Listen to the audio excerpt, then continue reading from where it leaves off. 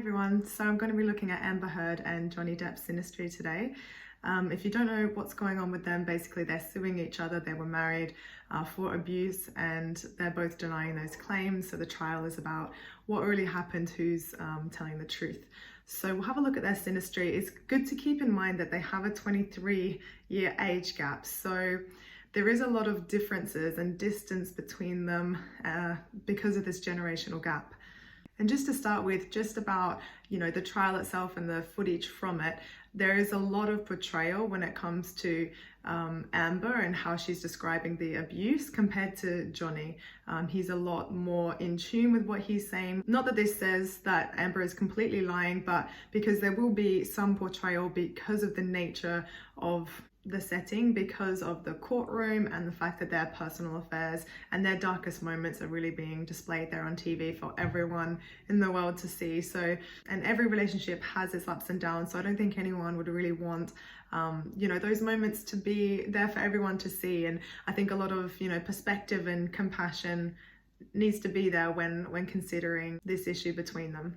So straight off the bat, we have Amber's Pluto Sun opposition exactly conjunct his IC-MC axis. So any planet touching the angles will be very physically felt and manifested. And this is not a nice side of Amber that is coming out in that way. Pluto Sun opposition means someone that fights for their ego and their right to express themselves through sometimes things like manipulation and defensiveness and other sort of hidden tactics. And often it will play out as someone else being the perpetrator, because it's that Pluto that is opposing the Sun, which is the self. Something has to oppose her for her to realize this within herself, for her to realize her own self-destructiveness and all of these Pluto qualities. And in this case, Johnny is playing out that Pluto for her.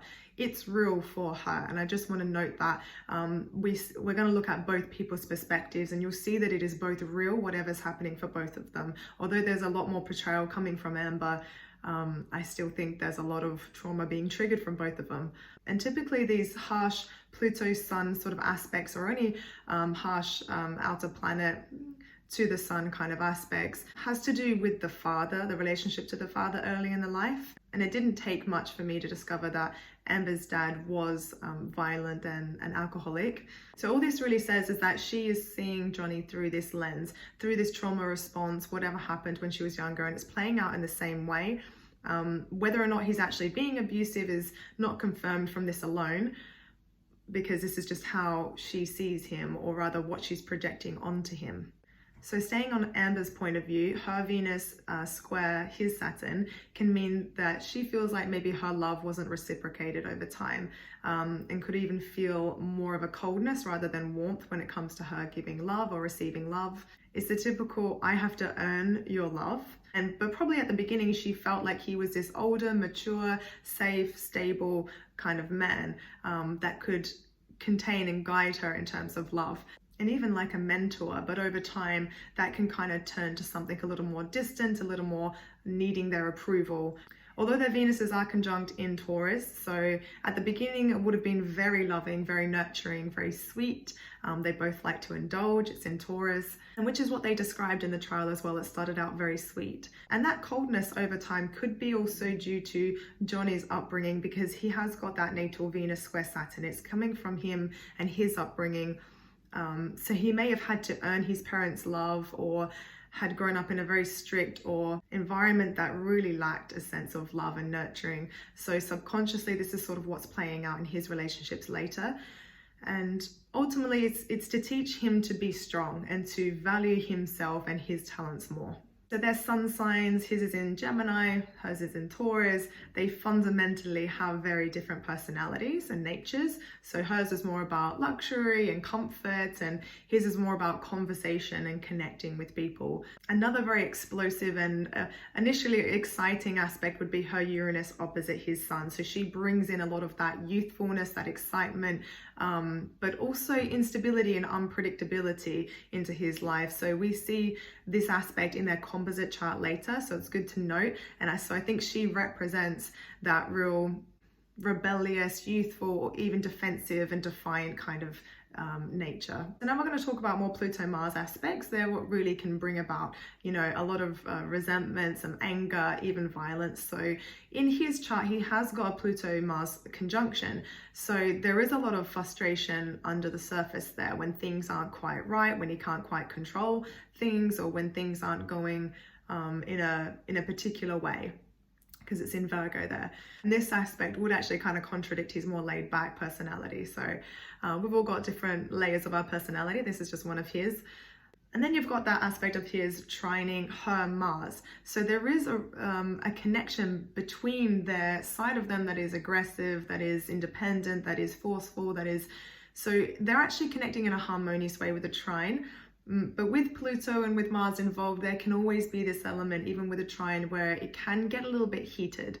It also adds a lot of passion, also with his Mars and Pluto trine her Sun.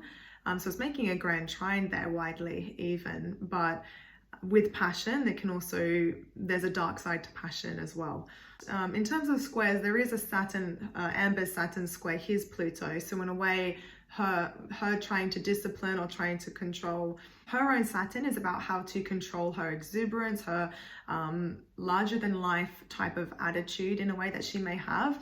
So he may feel very frustrated. And with a Pluto Mars square, I can see how there's that trying to contain each other, but then she's being very rebellious and I would say quite provoking as well, but they're provoking each other, especially him with his Pluto. So moving on to that Chiron that I was talking about, their Chirons are both squaring each other. So it brings out past wounds within each other and the potential to create new ones in each other as well. So the sensitivity that this brings out is not easy, and it makes both of them feel very vulnerable. And her Chiron square, his Pluto making a T-square with their Chirons, I mean, this is a very painful aspect, and I would say she's triggering him massively and bringing up a lot of his childhood wounds and issues and memories, especially of his mother, because Pluto is trining that moon.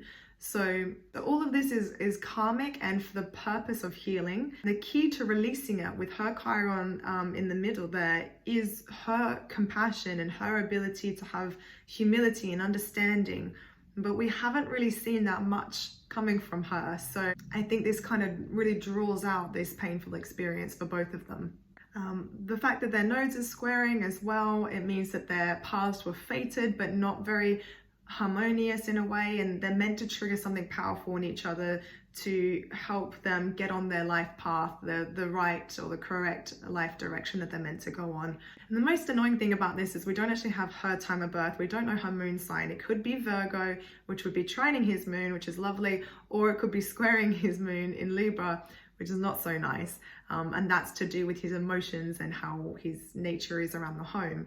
And looking at how everything played out, I would guess that it's in this early degree Libra, just because it would be squaring her Neptune and opposite her Mercury. So that would sort of explain her sort of multiple emotions within a sentence and her unclear speech and thought process. Though without her birth time, I can't say for sure, but I would love to talk about those aspects if I knew. Just quickly looking at their composite chart, again, we don't have a time of birth, so we can't look at that ascendant, moon, or houses. We can say with that Venus-Sun conjunction, this relationship definitely was born out of genuine love and affection. That Mercury opposite Mars, that can create sort of constant bickering and frustrations in terms of communication.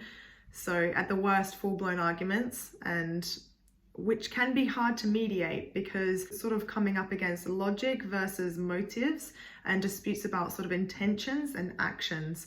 So which we see a lot obviously in the trial. And of course we see Chiron again, which is opposite Uranus.